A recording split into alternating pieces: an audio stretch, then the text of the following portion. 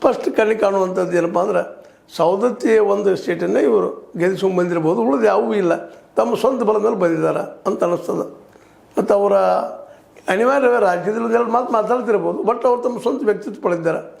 ರಾಮದುರ್ಗದಲ್ಲಿ ಇಬ್ಬರು ಇದ್ದಾರೆ, ಇನ್ನೊಬ್ಬ ಯಾದವಾಡರು, ಇವರು ಪಟ್ಟಣವರು, ಅವರಿಬ್ಬರಲ್ಲಿ ಒಬ್ಬರು ಯಾರೋ ಬರ್ತಿರ್ತಾ ಇದ್ದಾರೆ.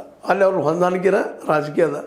ಈ ಸಂದರ್ಭದಲ್ಲೇ ಇತ್ತೀಚೆಗೆ ಅಲ್ಲಿ ಒಂದು ಶುಗರ್ ಫ್ಯಾಕ್ಟ್ರಿಯಲ್ಲಿ ಎಲೆಕ್ಷನ್ ನಡೆದಾಗ ಇಬ್ಬರು ಒಂದಾಗಿ ನಮ್ಮ ಬಾಲಚಂದ್ರ ಜಾರಕಿಹೊಳಿ ಕ್ಯಾಂಡಿಡೇಟ್ನ ಸೋಲಿಸಿದ್ದು ನಾವು ನೋಡಿದ್ವಿ DCC ಬ್ಯಾಂಕ್ ವಿಷಯದಲ್ಲೇ. ಇವೆಲ್ಲನೂ ಗಮನಿಸಿದಾಗ ಅಲ್ಲೇ ಗಟ್ಟಿದ.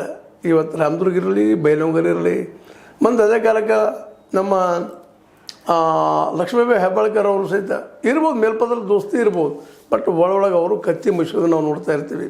ಚಲ್ಲ ಸಚಿವರಾಯ್ತು, ಅವರಾಯಿತು. ಇವತ್ತು ಕಾಂಗ್ರೆಸ್ನಲ್ಲಿ ಇರ್ಬೋದು, ಆದರೆ ನಿಮ್ಮಿಂದ ನಾವಿಲ್ಲ, ನಮ್ಮಿಂದ ನೀವಿಲ್ಲ ಅನ್ನೋ ಮನಸ್ಥಿತಿಯೊಳಗೆ ಅವರಿದ್ದಾರೆ. ಯಾರು ಗೆದ್ದರು, ಯಾರು ಸೋತರು, ಯಾರ ಮೇಲೆ ಯಾವುದೂ ಪ್ರಭಾವ ಆಗುವಂಥದ್ದಿಲ್ಲ.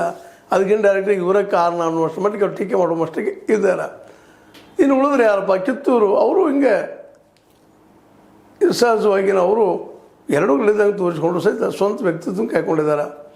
ಇನ್ನು ನೀವು ಹೆಂಗೆ ಬಂದರೆ ಇಲ್ಲೇ ರಾಯವಾಗಿ ಬಂದ್ರಿ ಅಥವಾ ನಮ್ಮ ಕುಡ್ಸಿಗೆ ಬಂದ್ರಿ, ಅಲ್ಲಿ ಬಂದಾಗ ಮಹೇಶ್ ತಮ್ಮಣ್ಣವರಾಗಿರ್ಬೋದು, ಇನ್ನುಳಿದವರಾಗಿರ್ಬೋದು, ನಮ್ಮ ಲಕ್ಷ್ಮಣ್ ಸವದಿಯವರಾಗಿರ್ಬೋದು, ಇವರೆಲ್ಲರೂ ಸ್ಪಷ್ಟವಾಗಿ ನಾವೇನಪ್ಪ ಇವರು ನಮ್ಮ ಸತೀಶ್ ಅವರ ಪ್ರಭಾವದಿಂದ ಆರಿಸಿ ಬಂದಿದ್ದೀವಿ ಅಂತೇಳಿ ಹೇಳ್ಕೊಳ್ಳಿಕ್ಕೆ ಹೋಗೋದಿಲ್ಲ. ನಾವು ಸ್ವಂತ ಬಲನ ಬಂದಿದ್ದೀವಿ ಅಂತ ಹೇಳ್ತಾ ಇದ್ದಾರೆ. ಇವೆಲ್ಲನೂ ಸರ್ವೆ ಮಾಡ್ತಾ ಹೋದಾಗ ಕಾಂಗ್ರೆಸ್ಗೆ 2028ರಲ್ಲಿ ಬೆಳಗಾವಿ ಜಿಲ್ಲೆಯಲ್ಲಿ ಎಷ್ಟು ಆಯ್ಕೆ ಆಗ್ಬೋದು, ಅದರಲ್ಲೂ ಮುಖ್ಯವಾಗಿ ಸತೀಶ್ ಜಾರಕಿಹೊಳಿ ಅವರು ಎಷ್ಟು ಆಯ್ಕೆ ಮಾಡ್ಕೊಂಡು ಹೋಗ್ಬೋದು, ತಾವಂತೆ ಆಯ್ಕೆ ಆಗ್ತಾರೆ ಅನ್ನೋದು